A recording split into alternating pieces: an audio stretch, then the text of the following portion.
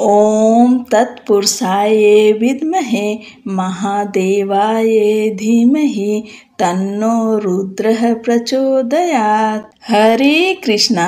भगवान भोलेनाथ और माता पार्वती अपनी कृपा और आशीर्वाद आप सभी के ऊपर सदैव बनाए रखें। प्रिय भक्तजन, सावन का महीना 17 दिन बीत चुका है और आज 18वां दिन है। 18वें दिन आप सब श्रावण महात्म्य के 18वें अध्याय का श्रवण करेंगे। 18वें अध्याय में आशा दशमी व्रत का विधान है। भगवान भोलेनाथ का ध्यान करते हुए इस कथा को सुनिए। सनत कुमार बोले, हे भगवान, हे पार्वती नाथ, हे भक्तों पर अनुग्रह करने वाले, हे दया सागर, अब आप दशमी तिथि का महात्म्य बताइए। ईश्वर बोले, हे सनत कुमार, श्रावण मास में शुक्ल पक्ष की दशमी तिथि से यह व्रत आरंभ करें। इस प्रकार 12 महीने में इस उत्तम व्रत को करके बाद में श्रावण मास के शुक्ल पक्ष की दशमी तिथि पर इसका उद्यापन करें। राज्य की इच्छा रखने वाले राजपुत्र, उत्तम कृषि के लिए कृषक, व्यवसाय के लिए वैश्य, पुत्र प्राप्ति के लिए गर्भिणी स्त्री, धर्म अर्थ काम की सिद्धि के लिए सामान्य जन, श्रेष्ठ वर की अभिलाषा रखने वाली कन्या, यज्ञ करने की कामना वाले ब्राह्मण श्रेष्ठ, आरोग्य के लिए रोगी और दीर्घकालिक पति के लिए परदेश रहने पर उसके आने के लिए पत्नी, इन सबको तथा इसके अतिरिक्त अन्य लोगों को भी इस दशमी व्रत को करना चाहिए। जिस कारण जिसे कष्ट हो तब उसके निवारण हेतु उस मनुष्य को यह व्रत करना चाहिए। श्रावण में शुक्ल पक्ष की दशमी के दिन स्नान करके देवताओं का विधिवत पूजन कर घर के आंगन में 10 दिशाओं में पुष्प, पल्लव, चंदन से अथवा जौ के आटे से अधिदेवता की शस्त्र वाहन युक्त स्त्री रूपा शक्तियों का अंकन करने नक्त बेला में 10 दिशाओं में उनकी पूजा करनी चाहिए। धृत मिश्रित नैवेद्य अर्पण करके उन्हें पृथक पृथक दीपक प्रदान करना चाहिए। उस समय जो फल उपलब्ध हो वह भी चढ़ाना चाहिए। इसके बाद अपने कार्य की सिद्धि के लिए इस प्रकार प्रार्थना करनी चाहिए। हे दिग् देवता, मेरी आशाएं पूर्ण हो और मेरे मनोरथ सिद्ध हो। आप लोगों की कृपा से सदा कल्याण हो।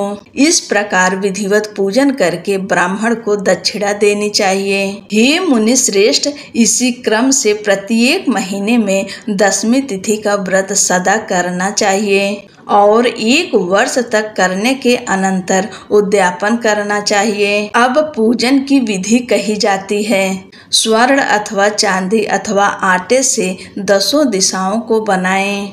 उसके बाद स्नान करके भली भांति वस्त्राभूषण से अलंकृत होकर बंधु बांधवों के साथ भक्ति पूर्ण मन से 10 दिग् देवताओं का पूजन करना चाहिए। घर के आंगन में क्रम से इन मंत्रों के द्वारा दिग् देवताओं को स्थापित करें। इन भवन के स्वामी और देवताओं तथा दानवों से नमस्कार किए जाने वाले इंद्र आपके ही समीप रहते हैं। आप ऐन्द्री नामक दिग् देवता को नमस्कार है। हे आसे, अग्नि के साथ परिग्रह अर्थात विवाह होने के कारण आप आग्नेयी कही जाती हैं। आप तेज स्वरूप तथा पराशक्ति हैं, अतः मुझे वर देने वाली हो। आपका ही आश्रय लेकर वे धर्मराज सभी लोगों को दंडित करते हैं, इसलिए आप संयमिनी नाम वाली हैं। हे याम्ये, आप मेरे लिए उत्तम मनोरथ पूर्ण करने वाली हो। हाथ में खड्ग धारण किए हुए मृत्यु देवता आपका ही आश्रय ग्रहण करते हैं, अतः आप निर्रिक्त रूपा हैं। आप मेरी आशा को पूर्ण कीजिए। हे वारुणी, समस्त भुवनों के आधार तथा जल जीवों के स्वामी वरुण देव आप में निवास करते हैं, अतः मेरे कार्य तथा धर्म को पूर्ण करने के लिए आप तत्पर हों। आप जगत के आदि स्वरूप वासुदेव के साथ अधिष्ठित हैं, इसलिए आप वायव्या हैं। हे वायव्य, आप मेरे घर में नित्य शांति प्रदान करें। आप धन के स्वामी कुबेर के साथ अधिष्ठित हैं, अतः आप इस लोक में उत्तरा नाम से विख्यात हैं। हमें शीघ्र ही मनोरथ प्रदान करके आप निरुत्तर हो। हे ऐसानी, आप जगत के स्वामी शंभु के साथ सुशोभित होती हैं। हे शुभे, हे देवी, मेरी अभिलाषाओं को पूर्ण कीजिए। आपको नमस्कार है, आपको नमस्कार है। आप समस्त लोकों के ऊपर अधिष्ठित हैं, सदा कल्याण करने वाली हैं और सनक आदि मुनियों से घिरी रहती हैं। आप सदा मेरी रक्षा करें। सभी नक्षत्र ग्रह तारागण तथा जो नक्षत्र माताएं हैं और जो भूत प्रेत तथा विघ्न करने वाले विनायक हैं, उनकी मैंने अभियुक्त मन से भक्ति पूर्वक पूजा की है। वे सब मेरे अभीष्ट की सिद्धि के लिए सदा तत्पर हों। नीचे के लोकों में आप सर्पों तथा नेवलों के द्वारा सेवित हैं, अतः नाग पत्नियों सहित आप मेरे ऊपर प्रसन्न हों। इन मंत्रों के द्वारा पुष्प धूप आदि से पूजन करके वस्त्र अलंकार तथा फल निवेदित करना चाहिए। इसके बाद वाद्य ध्वनि गीत नृत्य आदि मंगल कृत्यों और नाचती हुई श्रेष्ठ स्त्रियों के सहित जागरण करके रात्रि व्यतीत करनी चाहिए।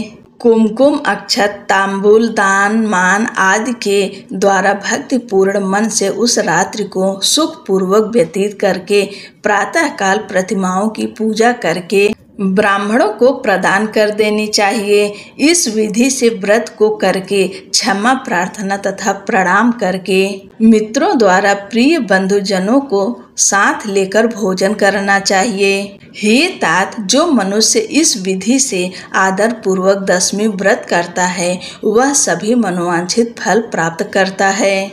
विशेष रूप से स्त्रियों को इस सनातन व्रत को करना चाहिए, क्योंकि मनुष्य जाति में स्त्रियां अधिक श्रद्धा कामना परायण होती हैं। हे मुनि श्रेष्ठ, धन प्रदान करने वाले, यश देने वाले, आयु बढ़ाने वाले तथा सभी कामनाओं का फल प्रदान करने वाले, इस व्रत को मैंने आपसे कह दिया। तीनों लोकों में अन्य कोई भी व्रत इसके समान नहीं है। हे ब्रह्मपुत्रों में श्रेष्ठ, वांछित फल की कामना करने वाले जो मनुष्य 10वीं तिथि को 10 दिशाओं की सदा पूजा करते हैं, उनके हृदय में स्थित सभी बड़ी बड़ी कामनाओं को वे दिशाएं फलीभूत कर देती है। इसमें अधिक कहने से क्या प्रयोजन। हे सनत कुमार, यह व्रत मोक्षदायक है, इसमें संदेह नहीं करना चाहिए। इस व्रत के समान न कोई व्रत है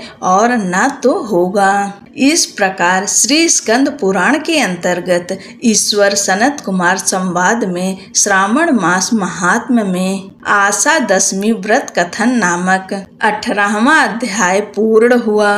बोलो शंकर भगवान की जय, माता पार्वती की जय। जय श्री कृष्ण।